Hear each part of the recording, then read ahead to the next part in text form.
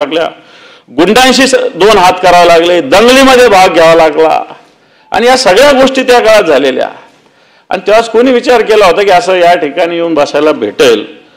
आणि म्हणून मला असं वाटतं, त्यामुळं अजून तर माझे आता मुख्यमंत्री महोदयांना अजून तर 44 दिवस आहे. 44 दिवसात तर दुनिया इकडची इकडे होऊ शकते, हे मी तुम्हाला सांगतो.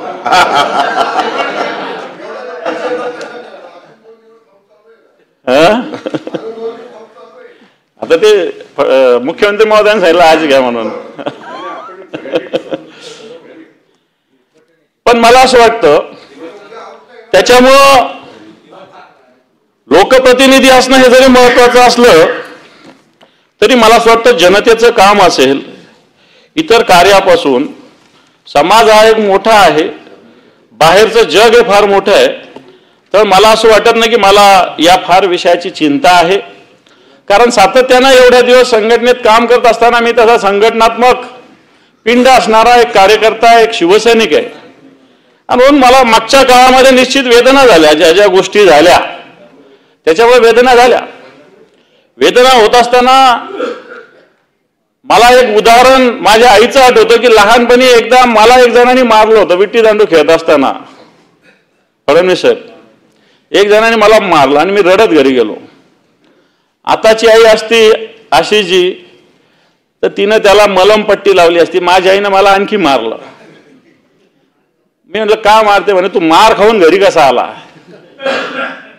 त्यांनी 2 दांडे मारले होते दादा, मी जाऊन त्याला 6 दांडे मारले आणि आतापर्यंत कधी मार खाऊन घरी गेलेलो नाही, हे तुम्हाला सांगतो. येणाऱ्या काय त्याचा मार खाऊन घरी राहणार नाही, मारूनच घरी झाली. हा माझ्या आईनं मला दिलेला संस्कार.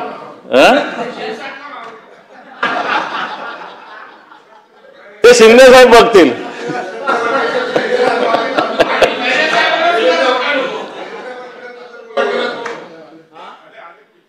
मला असं वाटतं, मी आता सगळ्यांनी सांगितलं की मी विचारानं सगळ्या गोष्टी करेल. त्यावेळेसचं वातावरण वेगळं होतं, परंतु मला एक अभिमान आहे की ज्या विरोधी पक्षनेते म्हणून गप्र प्रधान रासू गवई सारखे साहेब, रासू गवई, मान्य शरद पवार साहेब, नितीन गडकरीजी, प्रमोद नवलकर साहेब आणि मेन उत्तमराव पाटील. मी उत्तमराव पाटलांच्या बरोबर सुद्धा त्यावेळेस आम्ही थोडंसं काम केलेलं आहे. आणि म्हणून उत्तमराव पाटलांसारखे नेते, या सगळ्या विरोधी पक्ष नेता म्हणून ज्यांनी जबाबदारी पार पाडलेली आहे, मी निश्चित दादा इथं आम्ही विद्यार्थी परिषदेचं पण काम केलेलं आहे त्या काळात काश्मीर आंदोलनामध्ये निश्चित.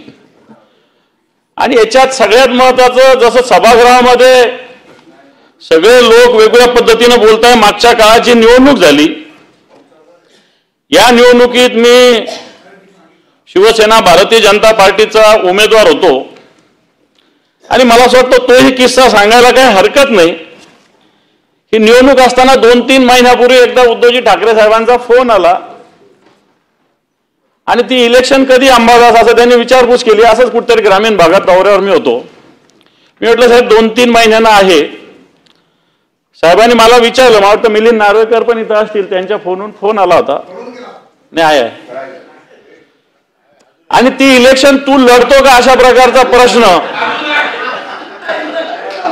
सभापती महोदय,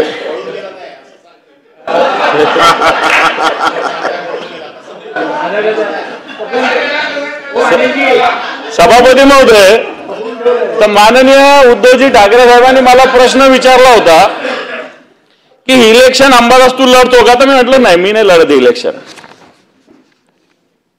म्हटलं का, आता म्हटलं थोडंसं टाईट पण आहे. बाकी स्थानिक स्वराज्य संस्थेत काय काय लागतंय सगळ्यांना माहिती आहे.